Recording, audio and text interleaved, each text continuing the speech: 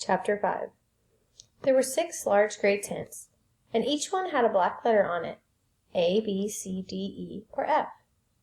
The first 5 tents were for the campers. The counselors slept in F. Stanley was assigned to D tent. Mr. Pendanski was his counselor. "My name is easy to remember," said Mr. Pendanski, as he shook hands with Stanley just outside the tent. 3 easy words: pen, dance, key. Mr. Sir returned to the office.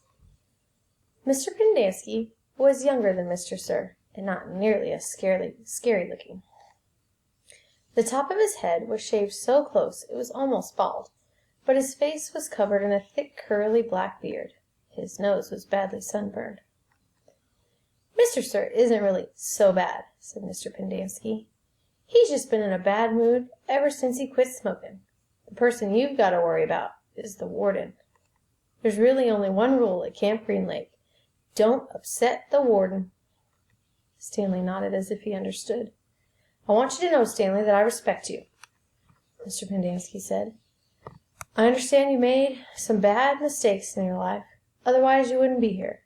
But everyone makes mistakes.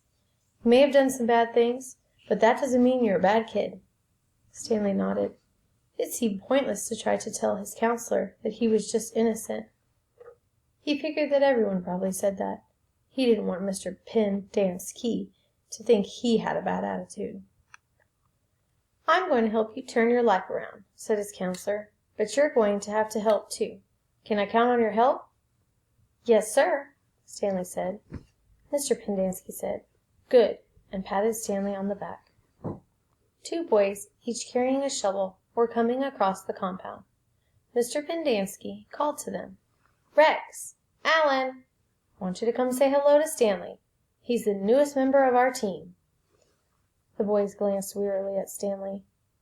They were dripping with sweat, and their faces were so dirty that it took Stanley a moment to notice that one kid was white and the other black. "What happened to Barf Bag?"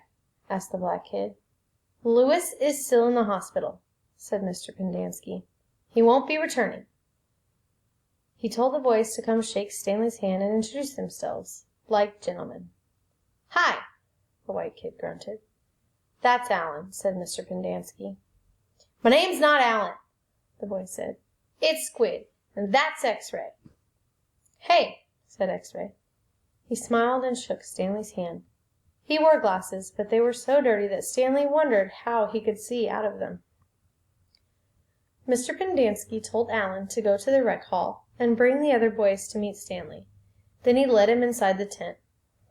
There were 7 cots, each one less than 2 feet from the one next to it. "Which was Louis's cot?" Mr. Pendanski asked. "Barf Bag slept here," said X-Ray, kicking at one of the beds. "All right, Stanley, that'll be yours," said Mr. Pendanski. Stanley looked at the cot and nodded. He wasn't particularly thrilled about sleeping in the same cot that had been used by somebody named Barf Bag.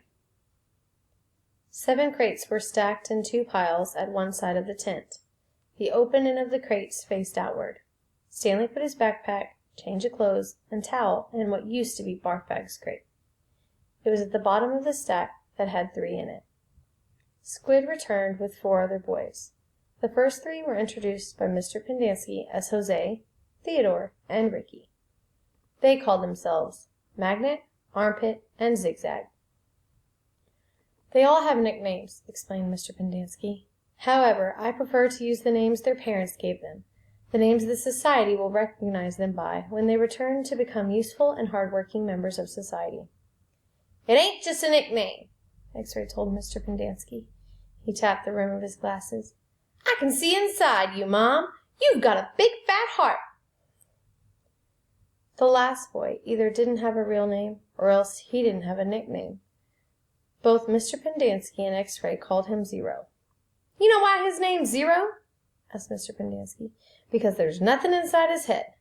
He smiled and playfully shook Zero's shoulder. Zero said nothing. "And that's Mom," a boy said. Mr. Pendanski smiled at him. "If it makes you feel better to call me Mom, Theodore, go ahead and call me Mom." He turned to Stanley. "If you have questions, Theodore will help you. You got that, Theodore? I'm depending on you." Theodore spit a thin line of saliva between his teeth, causing some of the other boys to complain about the need to keep their home sanitary. "You were all new here once," said Mr. Pendanski, "and you all know how it feels like. I'm counting on every one of you to help Stanley." Stanley looked at the ground. Mr. Pendanski left the tent, and soon the other boys began to file out as well, taking their towels and change of clothes with them.